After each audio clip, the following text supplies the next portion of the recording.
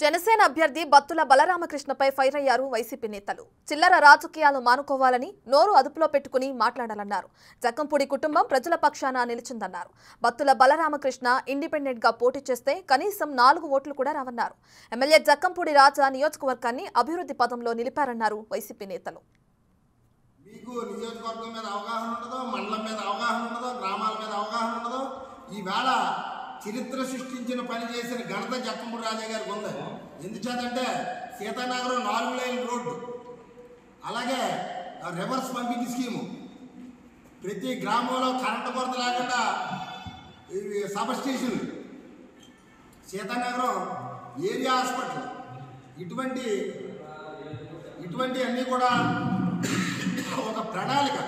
ఆయన ఎంబీబీఎస్ చదువుకున్న వ్యక్తి, మనకలాగా అత్యవసర మార్కులతో 10th క్లాస్ పాస్ అయ్యో లేదా ఇంటర్మీడియట్ సగంలో పోయిన వ్యక్తి కాదు. ఒక ఎంబీబీఎస్గా చదువుకుని ఒక రాజకీయ మంచి కుటుంబంలో జన్మించి మంచి రాజకీయంలో ఉన్న వ్యక్తి కడుపును పుట్టి అటువంటి లక్షణాలను పులుకు పుచ్చుకున్న వ్యక్తే జక్కంపూడి రాజా. రాజానగరం రాజా గారికి అద్దె నియోజకవర్గం చెప్తున్నారు.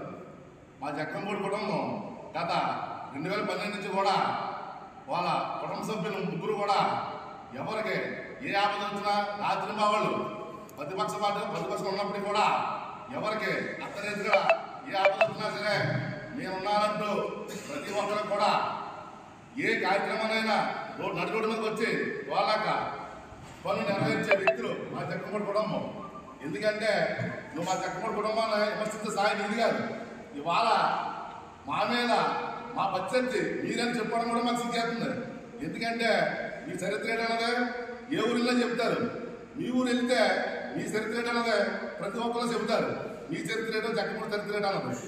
జక్కంపూడి కుటుంబం గత 40 సంవత్సరాల నుంచి కూడా వాళ్ళది కార్మిక కుటుంబం నుంచి కార్మిక నాయకుడిగా రామోహన్ గారు, అదే రాజా గారు ఇండిపెండెంట్ గారు పార్టీ ఉన్నారు, గుర్తింపు ఉన్నారు తప్ప ఇండిపెండెంట్గా నిలబడినా ఆ నాన్నగారు ఎలాగ నిలబడ్డారు అదే రకంగా ఖచ్చితంగా మెజార్టీ గెలవగారు. ఇవాళ పార్టీని దగ్గర పెట్టుకుంటే ఇంకా మెజార్టీని ఎక్కువ తీసుకుని రాగలరు.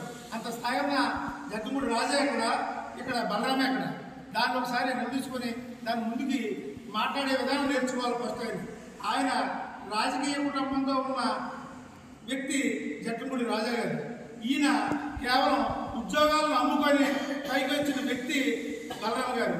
ఈ దొంగ వ్యక్తులకి ఉన్నతమైన వ్యక్తులకి పోలుకుంటే ఇవాళ ప్రెస్ మీట్ పెడతా కూడా ఆయన పెడతాకి ఆయన స్థాయి నుంచి ఉన్నటువంటి సిగ్గుపడుతూ మాట్లాడాల్సి వస్తుంది. కేవలం అసలు స్థాయిని చూసి ఆయన విధానాన్ని మర్చిపోకుండా మాట్లాడవలసిన విషయం, ఆయన అర్థం చేసుకున్న విషయం. కేవలం ఇవాళ పవన్ కళ్యాణ్ గారు అండగానే తెలుగుదేశం అండగా ఉండి కాకపోతే పోటీకి రాగలుగుతాడు తప్ప ఏమాత్రం ఆ స్థాయికి 4 ఓట్లు తెచ్చుకోలేని స్థాయి అయింది. ఆ స్థాయిలో ఉన్న వ్యక్తి మా రాజాగారి విమర్శలు చాలా తప్పు.